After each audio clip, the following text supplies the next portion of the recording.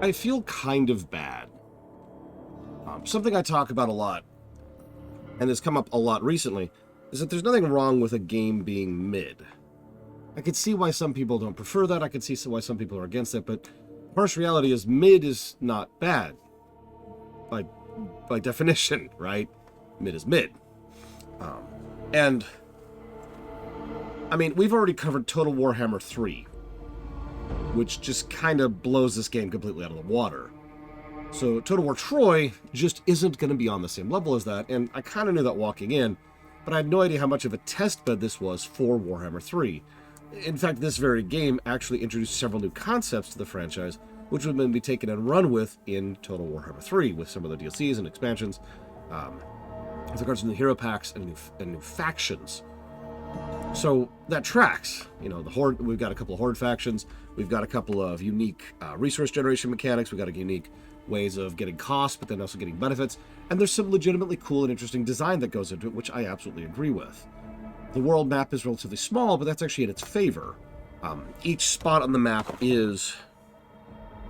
Well, I don't want to say it's irrelevant, but the word I want to keep coming back to is board game. You ever play a board game? No, I don't mean like Sorry or The Game of Life. I mean like a real board game. Elitism. Real board game. Something with actual rules and guidelines and all kinds of fun stuff like that. Because that's what this felt like. Each province generates one type of resource, right? It specializes in one type of resource. So this is a lumber province, and this is a stone province, and this is a food province, etc., right? And you can build buildings to benefit that particular resource in that particular province. And the rest of it doesn't really matter. There's no real terrain to speak of. There's no outmaneuvering the enemy. There's just each tile and what the tile gives you. And you can see why I keep referring to this as a board game. Then, of course, you get into the RTS battles, which are... I mean, they're there. They're not bad. There's a small amount of variety between the factions, and their strategic layers can change how exactly you play in a given battle, but there's a very, very, very small amount of variety to those maps, and those maps don't really have a lot going on for them other than the fact that they happen to be another map. You know, you render this area, and then you make the battle map this area, right? That kind of a thing. So there's not much going on other than a little bit of cover and a little bit of, you know, height, hills, and that's it. Diplomacy might as well not even exist. In fact, it's mostly an irritant as you're going throughout the course of the game. The camera has some issues. The control has some issues.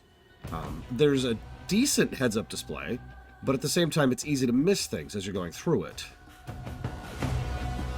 Now, the game does do a few things really, really right. Some things that I actually enjoyed quite a bit.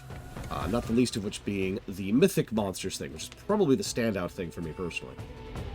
As well as the quest chain. So there's quests. Now, quests is not exactly a new thing to Total War games, but the quests not only kind of give you a bit of guidance in how your playstyle should go, but give you tremendous rewards for doing that playstyle, and they give you alternate options for exactly how to progress, without having to just sit and hunker in for several turns, right?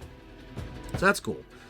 But a lot of the timed quests are cool, a lot of the epic quests are cool, and all of the mythic quests are awesome. It's a great way to add what I usually refer to as an event system on top of an otherwise relatively uninteresting strategic layer. So that's cool and awesome, and I love it. It really made the playthrough a lot better. But the mythic quest, I keep circling this. That was the awesome part. So you build a whole other army whose job it is to go and hunt down a mythic monster. And then there's a choose-your-own-adventure game, which is surprisingly more engaging than you'd think. Each choice you make doesn't just affect immediate things, but will change further choices down the line, and will change the final battle with the mythic monster itself. Once you've pushed your way down the line sufficiently, you'll actually reach the mythic monster, and then it'll start a boss fight. You really have to fight the mythic monster, and go, rah.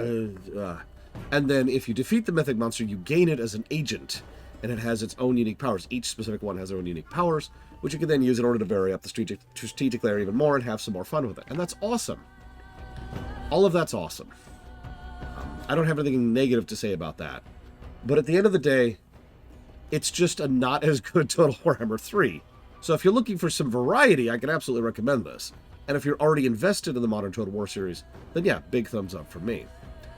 But if you're wondering if you're into Total War, this is probably not the game to start with. Well, hang on. I'm already questioning that statement. Maybe this might not be a bad game to start with, to poke at, right? To see, do I enjoy Total War as a series? I will say I highly recommend playing Myth Mode. I should talk about that briefly. So there's Classic Mode, which wasn't in the game at launch, and there's Myth Mode, which wasn't in the game at launch. It launched with the truth behind the myth, which was the weirdest goddamn decision. It is literally the worst of both worlds. It's kind of Myth Mode, but kind of Classic Mode, with, you know, mostly normal classic units, but also kind of not really. And some of them have abilities, but not really, and there's still some, like, deity mechanics, but they don't do too much. And the mythic thing I just praised a bunch of isn't there. No, what you want is probably Myth Mode if you want to see if you like the series. And, of course, if you want a traditional, more classical mode, then might I recommend Romance of the Three Kingdoms or Shogun 2 instead.